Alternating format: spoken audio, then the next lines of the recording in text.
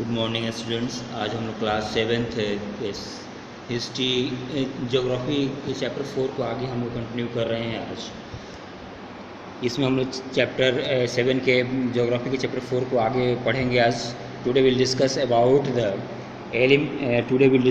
The element of weather and climate. आज हम लोग क्लाइमेट और वेदर और मौसम और जलवायु के लिए क्या क्या आवश्यक भाग हैं उसके बारे में आज हम लोग पढ़ेंगे। There are many elements of the weather and climate. There are many elements of the weather and climates.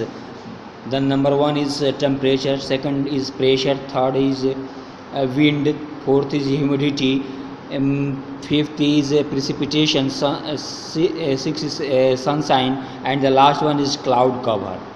इसमें हम लोग देखेंगे टेम्परेचर कि किसी भी स्थान की मौसम और जलवायु को वहाँ का तापक्रम, टेम्परेचर, वहाँ गर्मी पड़ रही, ठंडा पड़ रही से प्रभावित होता है।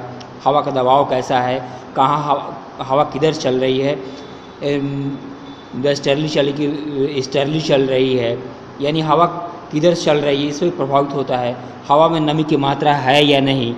साथ ही साथ precipitation, in the fall of water on the form of rain, snow, hello, जो पानी बरसता है बर्फ़ के रूप में या वर्षा के रूप में पानी हमारी धरती बरसता है, उससे भी हमारी जगह की क्लाइमेट की जलवायु प्रभावित होती है। इसके बाद सनशाइन, मौसम अगर साफ़ रहता है तो उससे भी किसी जगह क्लाइमेट प्रभावित होती है। और आकाश में बादल छाए रहते हैं, उससे भी वेदर और क्लाइमेट दोनों प्रभावित होते हैं। Now we discuss about the temperature of the atmosphere. Temperature of atmosphere के मालूम पढ़ेंगे। The temperature of the atmosphere refers to the degree of hotness and coldness of the air. Temperature of atmosphere कहने का मतलब हो जाता है किसी स्थान पर हवा बहुत ज़्यादा गर्म है या ठंडा है, इसके आधार पर किसी एटमॉस्फेयर वातावरण के टेम्परेचर को हम लोग देखते हैं। तो सन से जो हमें हीट प्राप्त होती है, सीधे डायरेक्ट हमारे पृथ्वी पड़ती है, तो उसको जो हीट एनर्जी रेडिएट होकर सन से हमारी धरती पर आती है, उसको सोलर रेडिएशन कहा जाता है। इस तरह हम लोग देखते हैं कि सोलर रेडिएशन के माध्यम से बहुत सारे बदलाव हमें दिखाई पड़ते हैं।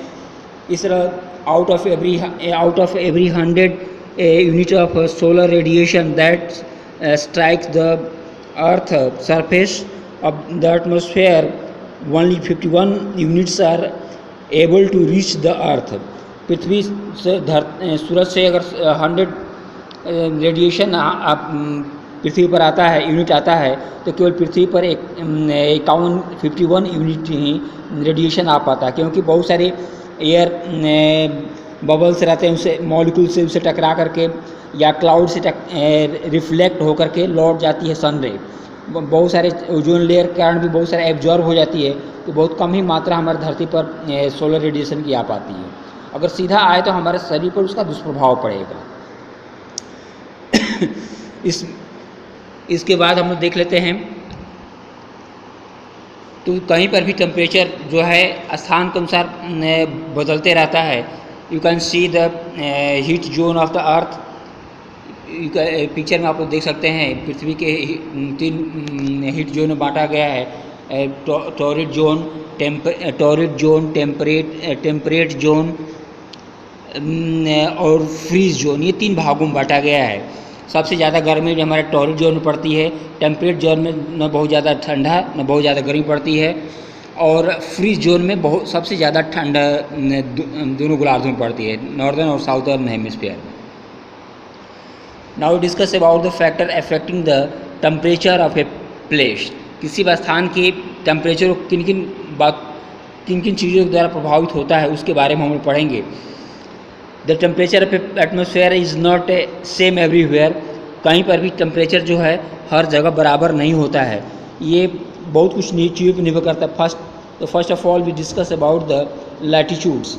लैटिट्यूड्स कहने का मतलब है, ये आप देख सकते हैं यह हमारी अर्थ जो है, यहाँ पर हमारे इक्वेटर, हमारी 0 डिग्री ये इक्वेटर पड़ जाती है, और यहाँ पर सूरज किरण सीधी पड़ती है। यहाँ पर सूरज की गर्मी बहुत ज़्यादा पड़ती है, क्योंकि यहाँ सीधी किरण पड़ आती है सूरज की गर्मी। इससे क्या होता है, उसको बहुत कम दूरी तय करना पड़ता है, इससे गर्मी यहाँ ज़्यादा पड़ती है। लेकिन जैसे जैसे हम बढ़ते हैं 0 डिग्री से, तो इसमें क्या होता है कि घुमाव के कारण, कर्व के कारण क्या होता है, सूरज की किरणें जो है slanting rays fall on the earth. इससे क्या होता है, तिरछी किरणें पड़ने के कारण गर्मी वहाँ कम पड़ती है। और जैसे जैसे दूरी बढ़ते जाती है गर्मी भी कम होते जाती है, और पोल की तरफ देखते हैं तो वहाँ बहुत ठंड रहती है। The second factor affect the temperature of a place is altitude, ऊंचाई, height above the sea level.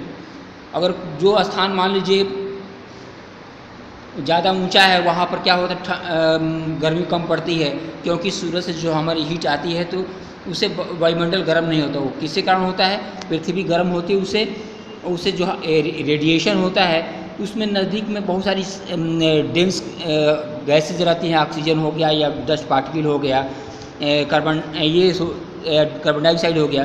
ये क्या होता है, हीट को एब्जॉर्ब कर लेती है, जो हमारी पृथ्वी से रेडिएट होता है, वो हीट निकल कर रात में जाती है, तो एब्जॉर्ब करने से हमारी धरती के नज़दीक का टेम्परेचर बढ़ जाता है। लेकिन जैसे जैसे हम ऊंचाई के साथ ऊपर बढ़ते हैं तो उससे क्या होता है, हवा कम होते जाती है, डस्ट पार्टिकल वेपर कम होते जाता है, उससे क्या होता है कि हीट कम एब्जॉर्ब होता है, इससे वहाँ पर ठंड ज़्यादा पड़ती है। इसलिए हिल स्टेशन, खास करके हिल स्टेशन जहाँ पर पहाड़ी एरिया है, जहाँ पर हिल स्टेशन है, वहाँ पर मौसम सही अच्छा रहता है। तो ऊंचाई के आधार पर प्रभावित होता है, जो स्थान ज़्यादा ऊंचा है वहाँ पर कम गर्मी पड़ती है, जो स्थान नीचे है वहाँ पर गर्मी ज़्यादा पड़ती है। Now discuss about the distance from the sea. समुद्र से जैसे जैसे दूरी बढ़ती है गर्मी भी ज़्यादा बढ़ती जाती है, और जब नज़दीक रहते हैं तो गर्मी कम पड़ती है, और दूर होते जाते हैं तो गर्मी ज़्यादा पड़ती है। हवा से भी, अगर हवा मान ली गर्म क्षेत्रों से आती है तो गर्मी ज़्यादा पड़ती है, ठंडे क्षेत्रों से हवा आ रही है तो उस जगह का टेम्परेचर कम हो जाता है। These are the factors which affect the temperature of a place. Thank you. Next video में हम आगे कंटिन्यू करेंगे।